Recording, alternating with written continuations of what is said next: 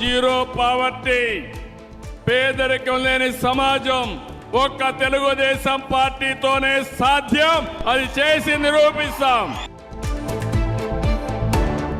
బకాయిలు ఉన్న జీతాలను కూడా వెంటనే చెల్లించడం జరిగింది. అలాగే నా దృష్టికి తీసుకొచ్చింది ఎంపీడీఓ గారు కానీ మిగతా ఉన్నతాధికారులు ప్రతి ఒక్కరు కూడా వాళ్ళ జీతాలు పెంచాలనే ఒక ఇది ఉందని రిక్వెస్ట్ ఉందని అడుగుతా ఉన్నారు. నేను ఖచ్చితంగా పరిశీలిస్తామని. లబ్ధి పొందుదాం అన్నటువంటి ప్రయత్నం ఆలోచన ఉండుంటే ఎందుకు ఆ ప్రకటన ఆ రోజు 8వ తారీఖున చేయలేదు? మీరు ఇప్పుడు ఇస్తున్నటువంటి ఈ ప్యాకేజీకి వెనక ఉన్నటువంటి మతలబ్ ఏంటి? తెలివి లేకుండా మాట్లాడుతానరా నాకు అర్థం కావట్లేదు.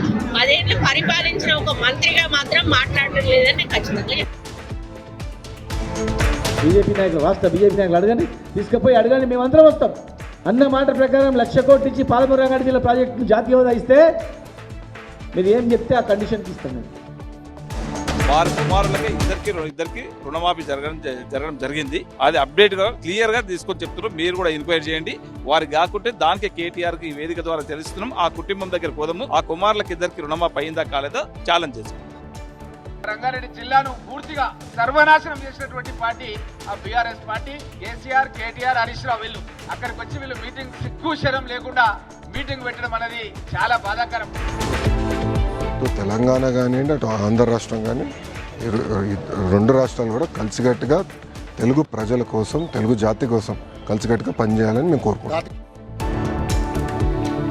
ఆయన ఆరోగ్యం కోసం, ఆయన ఆనందం కోసం, తర్వాత ఆయన అధికారంలో రావటం కోసం నిరంతరం కృషి చేశాను. ఒక చిన్న పదవి తీసుకోలేదు, ₹1 డబ్బు ఆశించలేదు, నిస్వార్థంగానే మిగిలిపోయాను.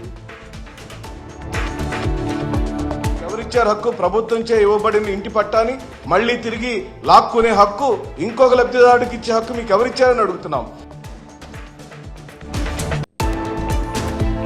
నారా లోకేష్ గారి ఆధ్వర్యంలో మరొక రికార్డు.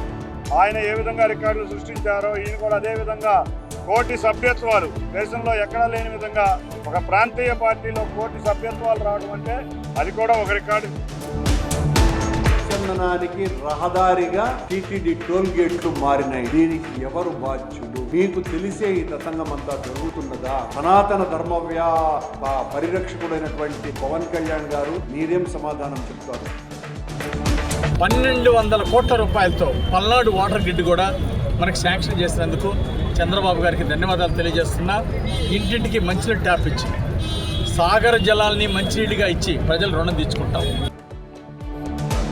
రోజు ఏదో ఇక్కడ ప్రజల యొక్క దానికి తల ఒగ్గి ప్రకటన చేసినట్లే 11 అని చెప్తున్నారు. కానీ ఇంకా కూడా ప్రైవేటైజేషన్ చేయకూడదంటే వెంటనే కూడా క్యాప్టివ్ మైన్స్ అనేది వెంటనే దానికి అలాట్ చేసి విశాఖపట్నం స్టీల్ ప్లాంట్ కూడా అలాట్ చేయాలని చెప్పేసి మా పార్టీ తరఫున మేమంతా కూడా డిమాండ్ చేస్తున్నాము. గతంలో ప్రజాపాలన దినోత్సవాలనే పేరిట ప్రజల నుంచి దరఖాస్తులు తీసుకున్నది కాంగ్రెస్ ప్రభుత్వం. అప్పుడు కూడా రేషన్ కార్డులు కావాలని దాదాపు 11 లక్షల మంది ప్రజలు ఈ రాష్ట్రంలో రేషన్ కార్డుల కోసం దరఖాస్తులు పెట్టారు. ఆ దరఖాస్తులన్నీ చెత్తబుట్టల పాలు చేశారు. కనీసం ఆన్లైన్ కూడా చేయలేదు.